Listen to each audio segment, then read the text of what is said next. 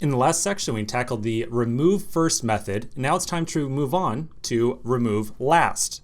RemoveLast is going to remove the last node of the chain, or the last node of the linked list.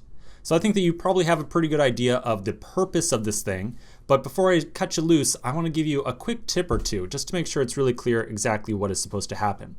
So I've taken the chain that we had before here, and I've expanded it and marked it with green, blue, and red, just to make each node a little bit more visible. So if we called the RemoveLast method on this linked list class right here, I would expect that this red node right here would just go away, like so. So that's the expectation. That's what I want to have happen. Now, I want to give you a quick tip or two on one possible way of approaching this. Now, I'm not saying that this is the only way to do it, and if you think of another way to approach this problem, that's great, but I want to give you a tip on how to approach this. So one possible way of doing this is to introduce two temporary variables that you're going to declare inside of this RemoveLast function.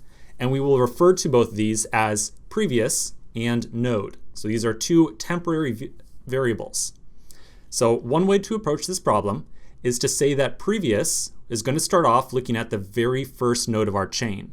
And then node will look at the second, like so.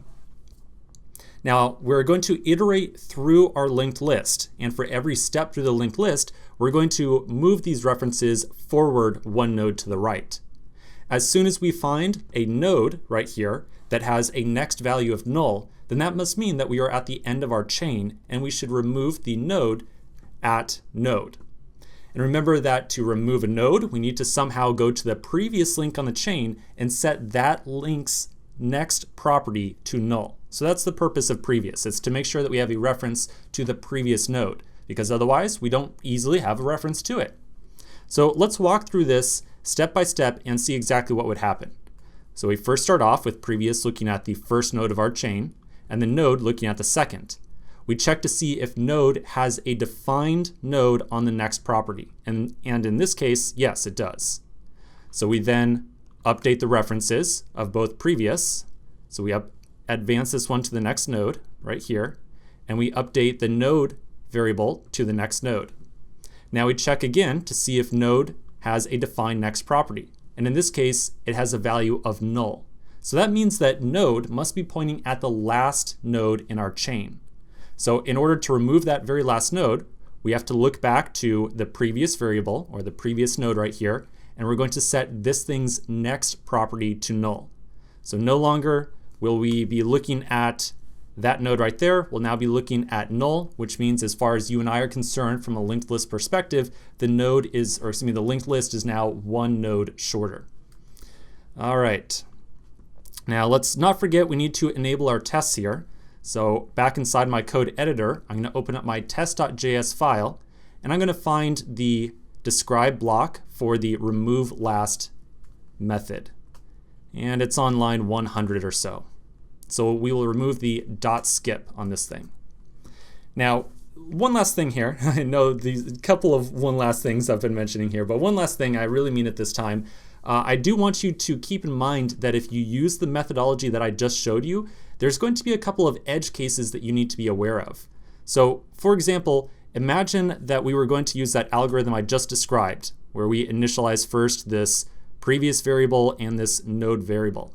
Well, what exactly would happen if our linked list started off with a length of 1, like so? So you might need to take that in consideration. And then I also recommend that you take in consideration the case that the linked list is completely empty as well. So you need to make sure that you handle both those cases eloquently, or at least in some fashion, and ensure that your code doesn't crash if you try to remove the last node on an empty list. So the tests that we have here are specifically going to test those cases. So you can see the first test checks to see the RemoveLast method when it is attempting to remove the last node when the list is empty. And the expectation here is that calling RemoveLast should not throw an error. Then there's another test that checks to see that the method works correctly when the list has a length of 1, when the list has a length of 2, and then when the list has a length of 3 down here. So do make sure you handle those edge cases correctly. All right, go ahead and give this a shot. In the next video, we'll go through a solution together. So I'll catch you in just a minute.